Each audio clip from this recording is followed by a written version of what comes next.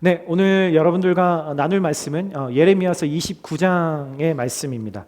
1절부터 14절의 말씀을 저와 함께 천천히 한 구절씩 같이 읽어보도록 하겠습니다. 제가 먼저 1절의 말씀을 읽겠습니다. 예언자 예레미야가 느부갓네살이 바벨론으로 잡아간 장로들과 제사장들 그리고 예언자들과 모든 백성들에게 예루살렘에서 편지를 보냈습니다.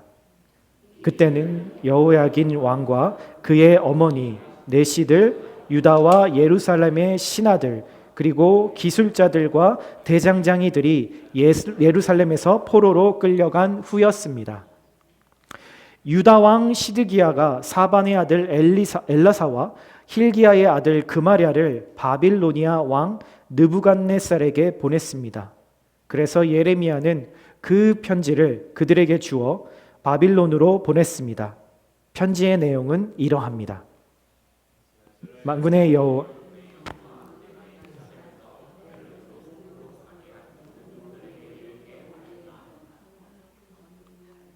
집들을 짓고 그곳에서 살라.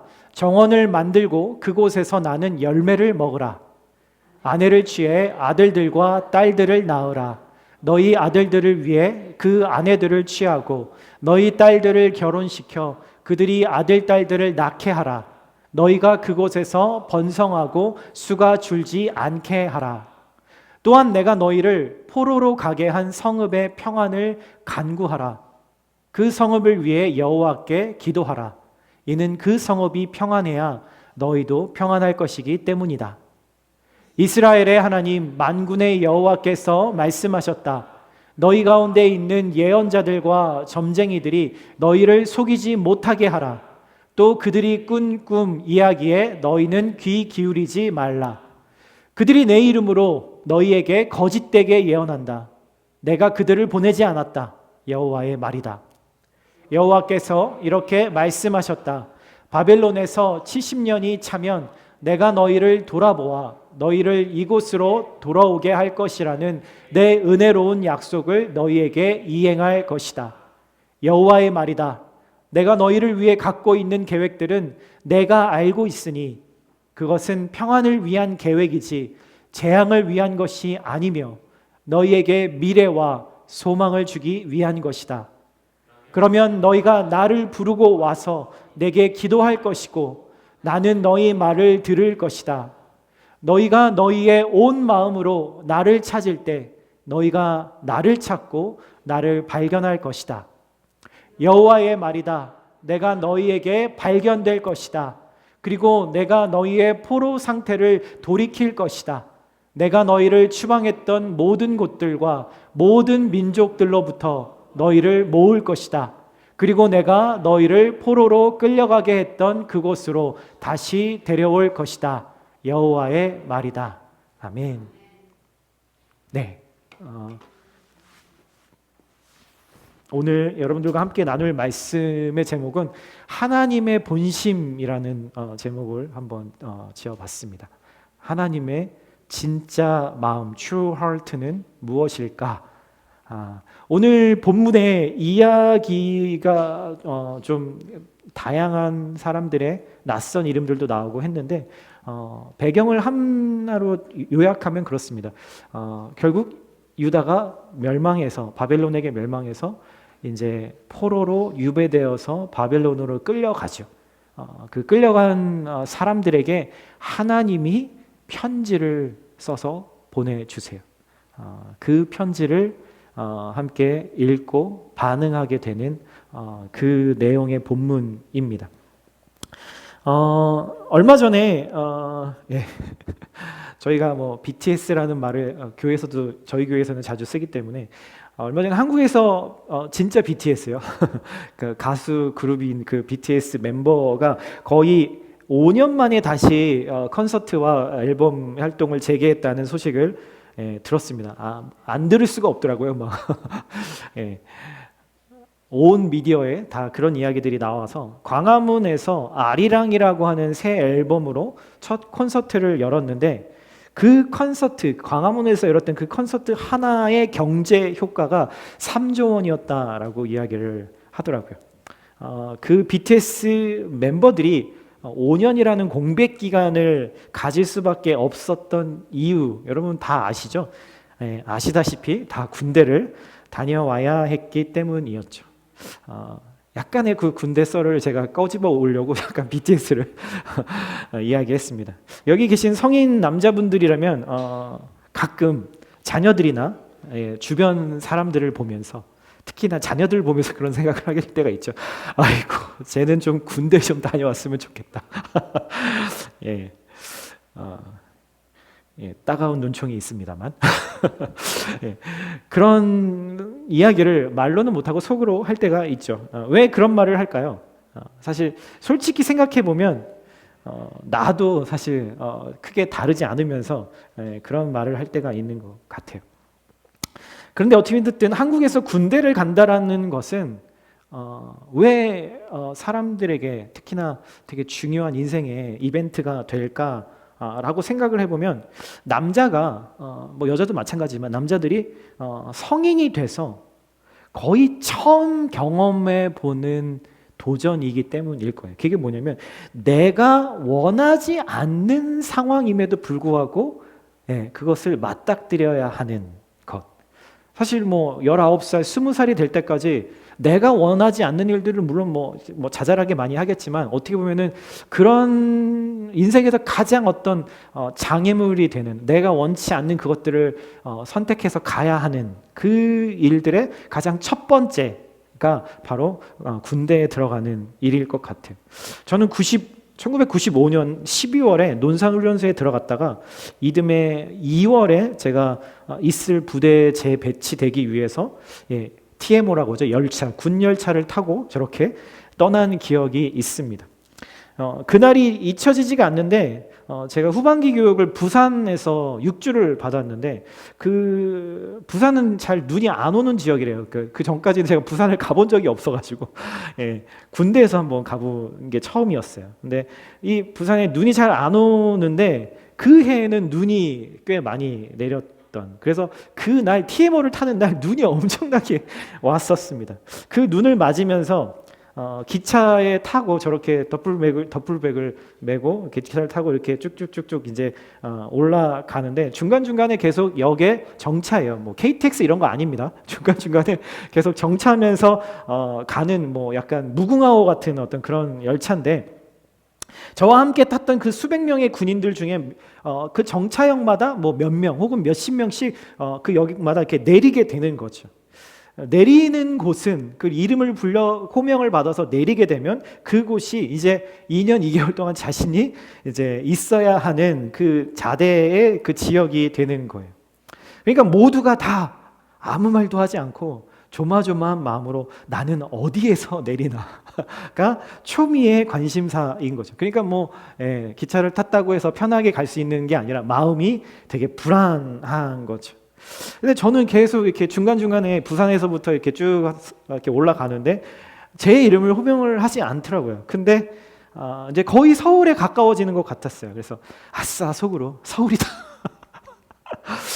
이제 대박 편한 곳으로 갈 수도 있겠구나 라고 생각을 했었죠. 용산역에 드디어 내리는데 제 이름을 부르는 거예요. 그래서 진짜 이런 일이 내 인생에 일어나는구나 라고 생각을 했는데 용산역에서 갑자기 미니버스를 타라고 하는 거예요. 한 15인승짜리. 그 버스를 타고 하염없이 가는 거예요.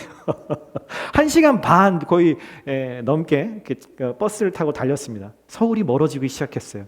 고층 건물도 사라지고요. 뭐 마트나 뭐 그런 이 편의점들도 이제 없는 눈앞에는 논하고 밭밖에 보이지 않는 그런 곳에 이제 다다랐을 때 한 부대에 도착하게 됐죠.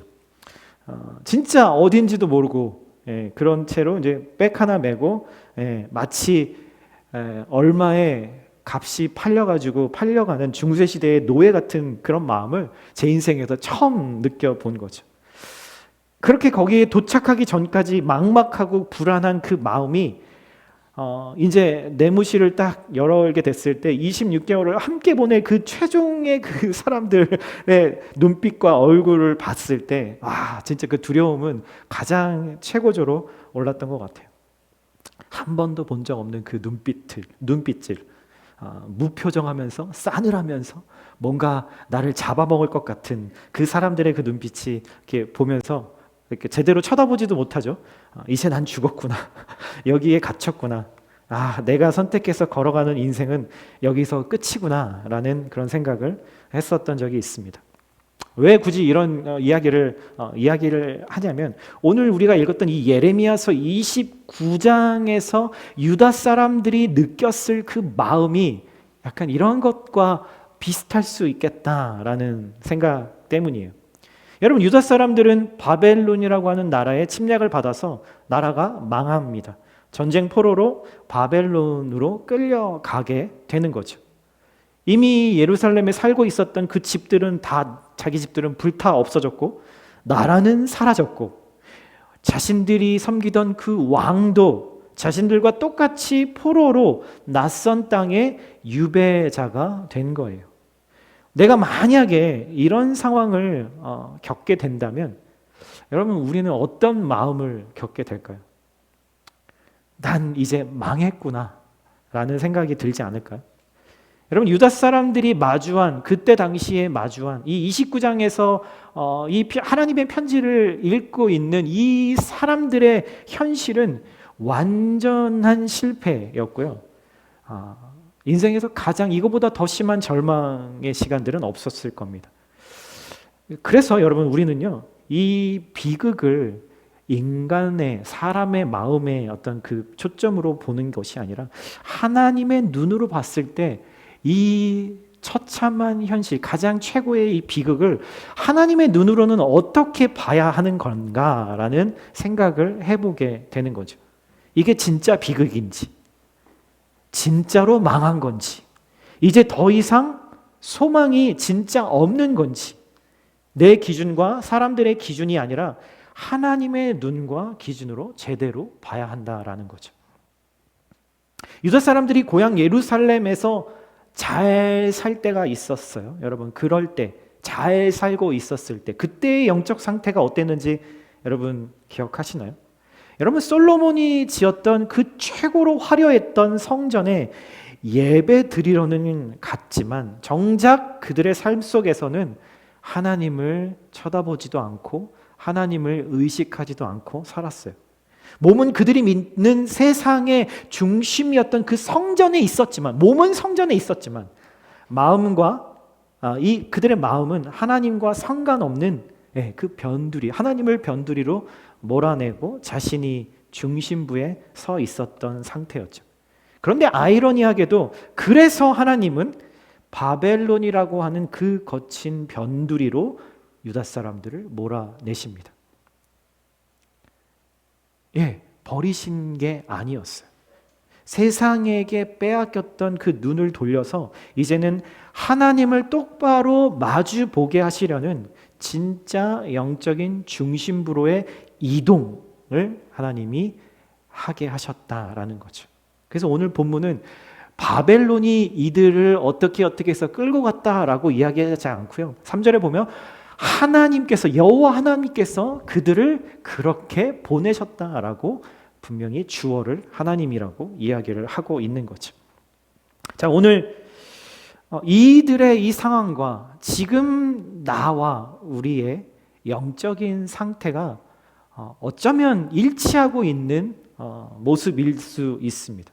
그렇다면 이 포로지에 유배되어 있는 이 상태에서 들려오는 이 하나님의 음성, 하나님의 메시지를 통해서 우리가 지금 마주하고 있는 이 현실 속에서 진짜 하나님의 본심은 무엇일까?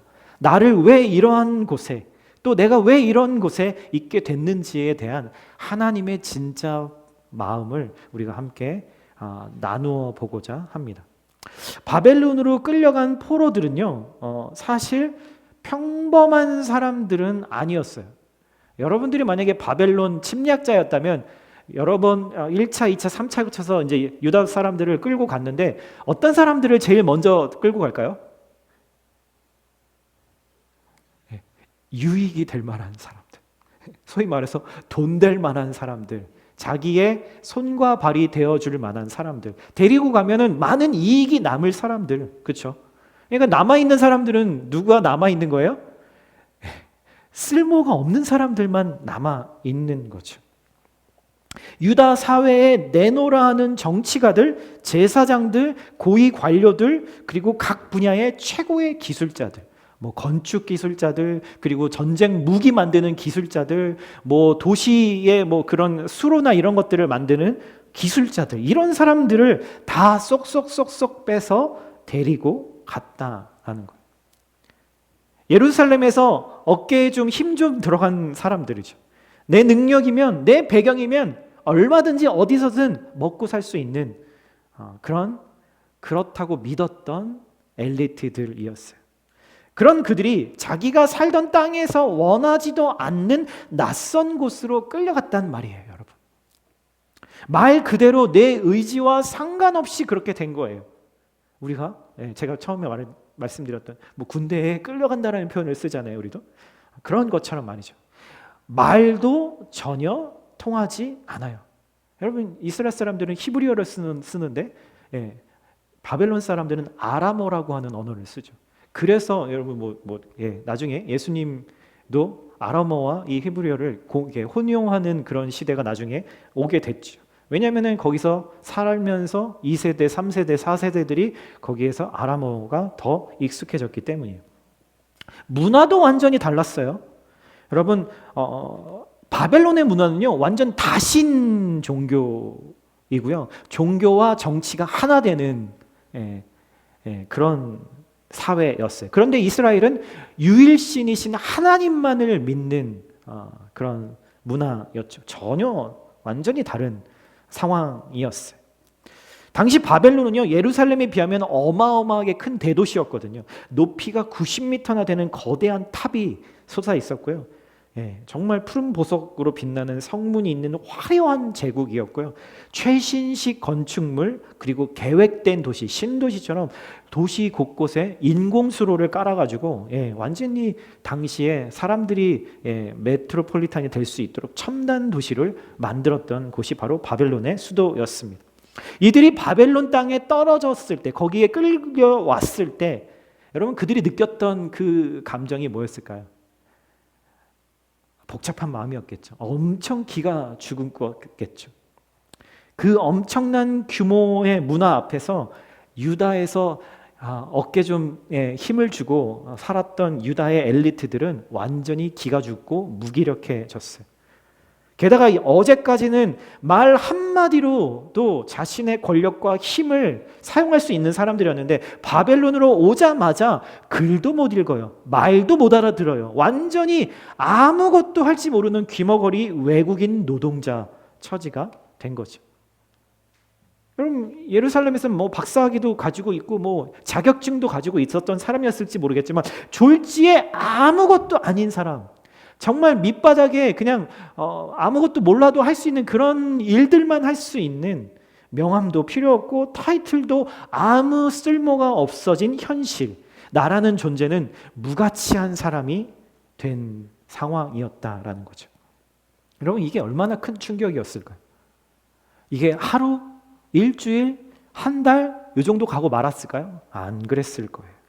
시간이 지날수록 갈수록 그 현실이 더 현실처럼 다가와서 더 무기력해지고 더 절망하고 더 두려워질 수밖에 없었다라는 거죠.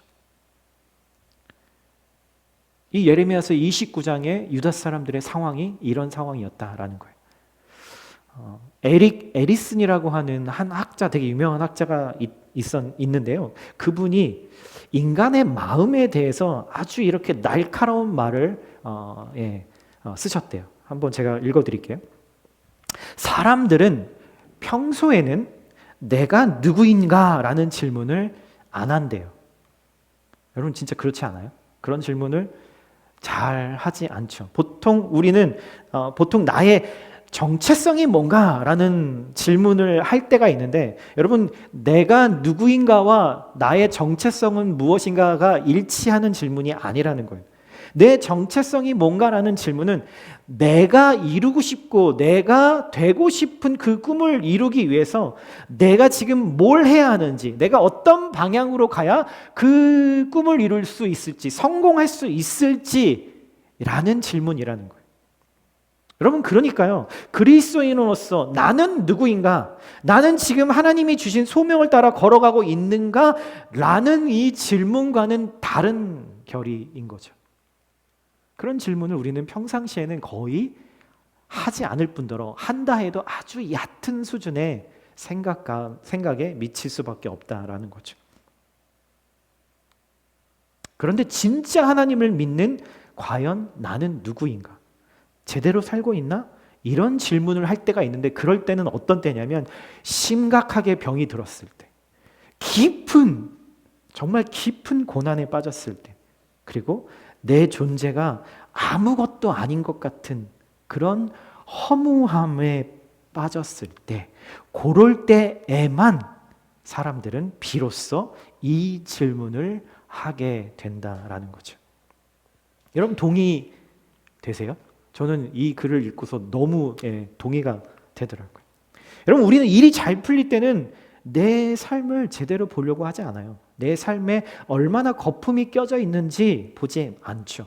오직 내 능력이 안 통하는, 내 배경도, 내 학벌도, 내 어떤 것도 안 통하는 그 철저하게 그 바닥에 떨어졌을 때에야 비로소 그 거칠애를 벗어내고 스스로에게 묻는 거죠. 야, 내 힘, 내 배경이 다 사라진 지금 나는 진짜 누구인가? 나는 진짜 어떤 사람인가? 꼭 있어야 된다고 믿었던 그것들이 사라진 지금 나는 정말 하나님을 믿고 있는 사람이긴 한가? 하나님이 우리 삶의 무대를 이토록 낯설고 힘들게 바꾸실 때가 있는 것 같아요. 오늘 이 29장에 바벨론에게 망해서 바벨론의 포로로 유배되었던 그 사람들의 그 일을 누가 하셨냐면 하나님이 하셨다고 분명 말씀드렸잖아요. 그렇다면 하나님이 이런 일들을 우리에게 행하실 때가 있다라는 거예요. 완전히 낯선 상황으로, 내가 바라지 않는 상황으로 우리를 이끌어 가실 때가 있다라는 거예요. 여러분, 근데 그것은 나를 망하게 하려는 것이 아니라 하나님이 주시는 은혜의 깊은 강으로 들어가는 분명한 과정이라고 하나님이 이야기하고 계신다라는 거예요. 여러분, 아멘으로 받으십시오. 여러분, 내 안의 거품, 내 안의 교만을 빼내고 하나님 앞에 진짜 단독자로 세우시려는 하나님의 거룩한 영적인 수술이라고 하나님은 말씀하시는 거죠. 그런데 지금 유다 백성들은 이 고난의 자리에서도 포로로 끌려갔음에도 불구하고 정신 못 차리고 엉뚱한 생각에 빠져 있었어요. 이들의 관심은 오직 하나였어요. 뭐였을까요? 어떻게 하면 빨리 다시 집으로 돌아갈 수 있는가? 어떻게 하면 다시 내가 누리고 있었던 그 편안하고 안정된 상황으로 내가 돌아갈 것인가?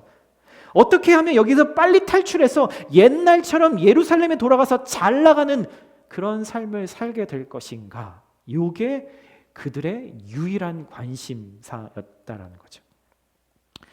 이렇게 사람들이 그런 마음에 빠져 있다 보니까 함께 유배지로 끌려갔던 이스라엘의 거짓 선지자들과 예언자들이 거기에 이제 합세하기 시작합니다. 그래서 달콤한 말로 유혹합니다. 여러분, 걱정하지 마십시오. 제가 기도해 보니까 하나님께서 2년만 버티면 하나님이 바벨론을 무너뜨리시고 우리를 고향으로 다시 돌려보내주신답니다. 하나님의 음성을 들은 게 아니라 사람들의 기대에 부응해서 결국 그곳에서조차 자신의 이익을 또 얻으려고 하는 사람들의 전략이었죠. 아까 말했던 그 에릭 에리슨이 꼬집어 주었던 것처럼 사람들이 정체성을 고민한다고 할 때 사실은 하나님 안에서 자신을 바꾸려고 하는 것이 아니라 그저 자기가 바라는 성공한 모습, 잘 나가는 내 모습으로 돌아가고 싶어서 집착할 때가 대부분이다 라는 말이에요. 우리의 기도도 그럴 때가 많지 않나요? 여러분, 어려움을 만나면 하나님 앞에서 내 삶을 돌이키려고 하는 기도보다는 내가 원하는 그 모습으로 빨리 돌려달라고 우리는 간절히 기도하잖아요. 여러분, 이때 하나님은 예레미야를 통해서 하나님의 말씀을 편지에 적어서 이 백성들의 가짜 생각을 정면으로 깨트리시려고 합니다. 본문 바로 앞 구절에서 하나님은 충격적인 명령을 2년만 있으면 우린 돌아갈 거야. 그러니까 집 지을 필요도 없고 그냥 뭐 결혼할 필요도 없고 여기서 뭘 할 필요도 없고 그냥 2년만 잘 버티면 돼 라고 생각하던 그 사람들, 아무것도 안 하려고 하는 그 사람들에게 하나님은 이렇게 말씀하십니다. 함께 읽어볼까요? 시작. 너희는 집을 짓고 그 땅에 머물러 살아라. 과수원도 짓고 거기에서 자라는 열매도 먹어라. 결혼해서 아들, 딸들을 낳고 너희 아들들도 장가가게 하고 너희 딸들도 시집가게 해서 그곳에서 아들, 딸을 낳게 해라. 너희는 그곳에서 자녀를 많이 낳아 너희 수가 줄어들지 않게 해라.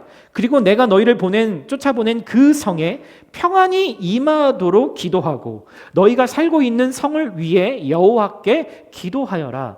그 성이 평안해야 너희도 평안할 것이기 때문이죠.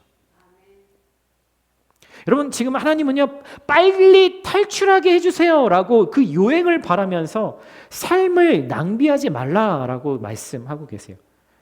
하나님이 예레미야 선지자를 통해서 너희를 70년 후에는 다시 예루살렘으로 돌아오게 해주시겠다 약속하셨고, 실제로 느헤미야서에 그 말씀이 이루어지죠. 이 긴 세월, 70년이라는 세월 동안 그 척박한 포로지에서 스스로 집을 짓고 스스로 농사를 지어서 밥을 먹고 아이를 키우고 지금 여기에 이 일상을 묵묵히 살아내라 라고 하나님이 말씀하고 계신 거예요. 언제 탈출해서 원래 내가 바라던 내가 통제할 수 있는 그 삶으로 돌아갈까라는 그 이기적인 질문을 멈추고 내가 이 거친 환경 속에서 어떻게 하면 하나님의 백성답게 변화될 수 있을까? 그렇다면 오늘 나는 무엇을 해야 할까? 라는 사명의 질문을 주고 계신 거예요. 여러분, 크리스천의 일상의 영성이라는 게 바로 여기에 있습니다. 여러분, 크리스천의 영성은요, 거창한 곳에서 거창한 것들과 좋다라고 말하는 그곳으로 도망치는 것이 아니라 나를 힘들게 하는 그 어떤 것, 직장이든 뭔가가 부족한 것 같은 우리의 가정들, 나를 짓누르는 거친 현실들, 이런 것들을 받아들이고 그 안에서 하루치의 일상을 거룩하게 살아내는 뚝심이라고 말하고 있는 거죠. 과거에 좋았던 시절만, 과거에 잘 나갔던 시절만, 과거에 화려했던 시절만 그리워하거나 내가 원하는 미래만 상상하는 그 신앙은 가짜라는 거예요.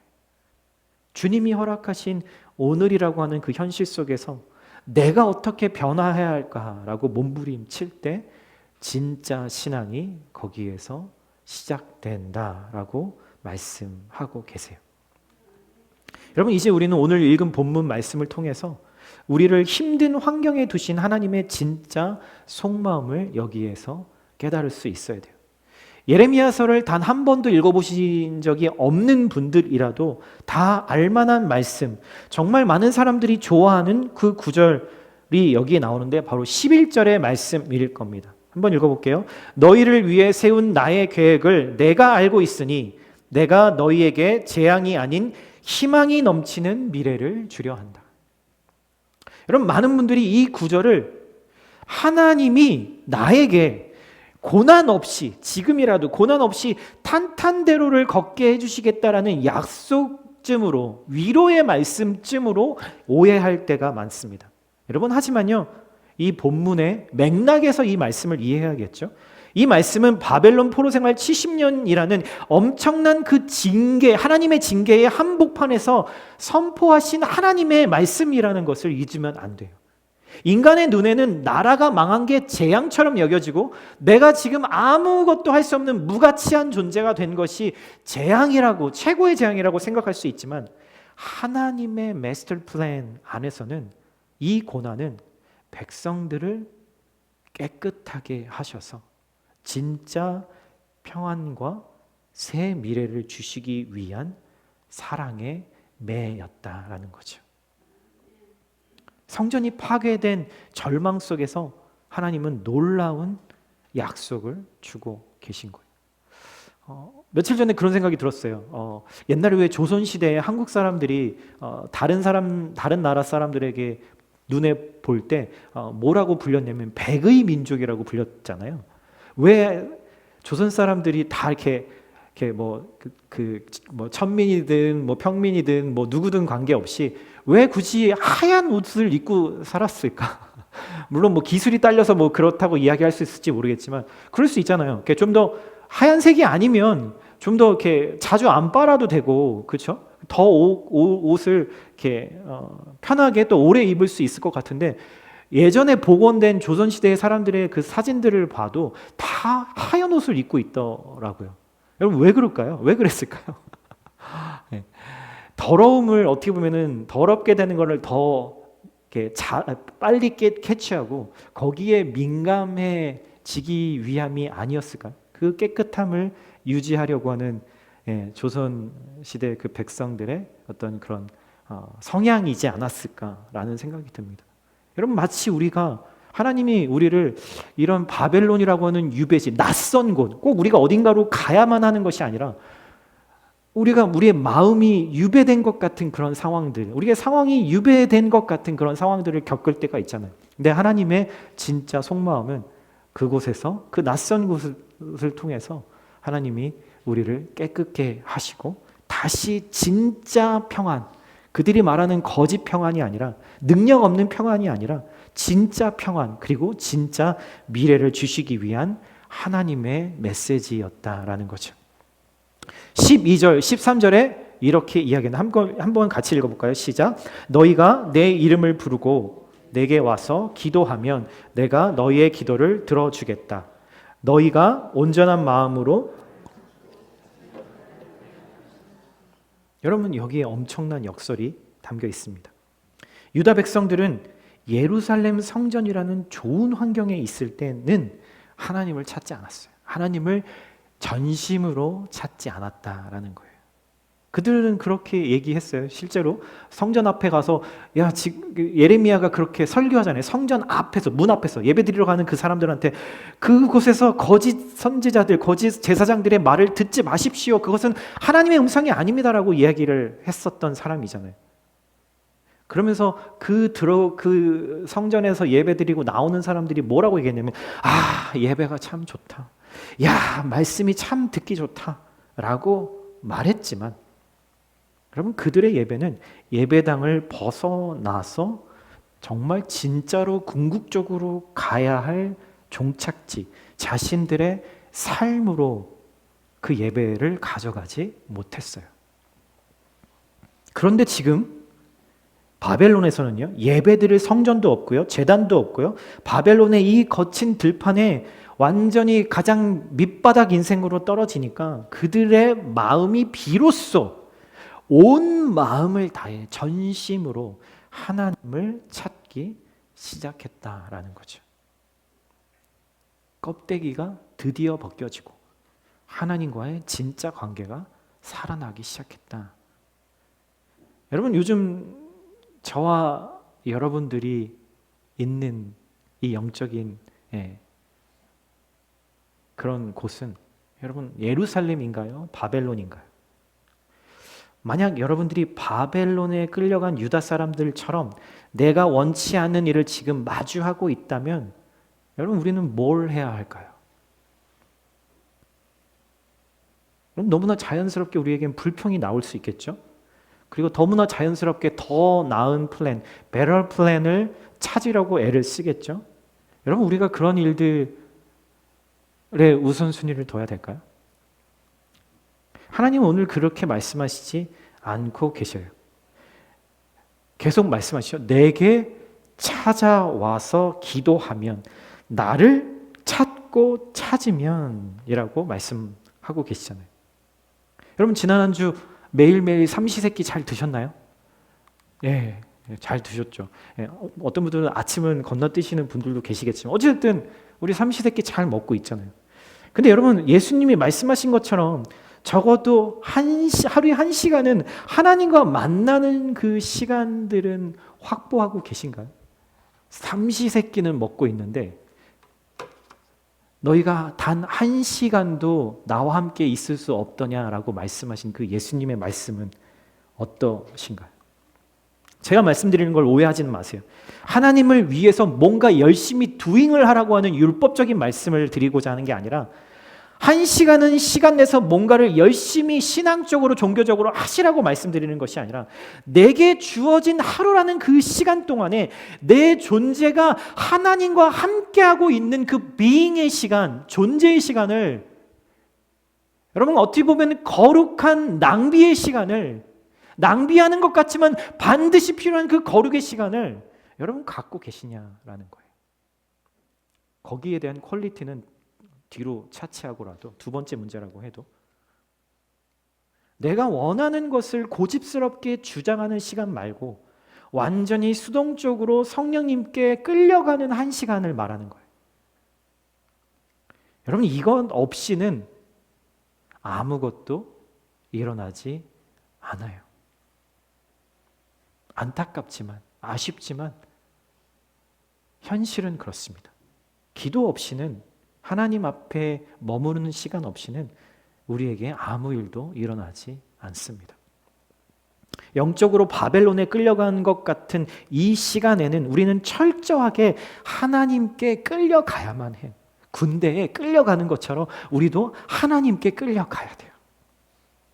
그래야 거기에 진짜 샬롬이 있고 진짜 미래가 있고 진짜 소망이 있기 때문이죠. 마지막 14절 함께 같이 읽어볼까요? 시작. 내가 너희를 만나주겠다. 나 여호와의 말이다.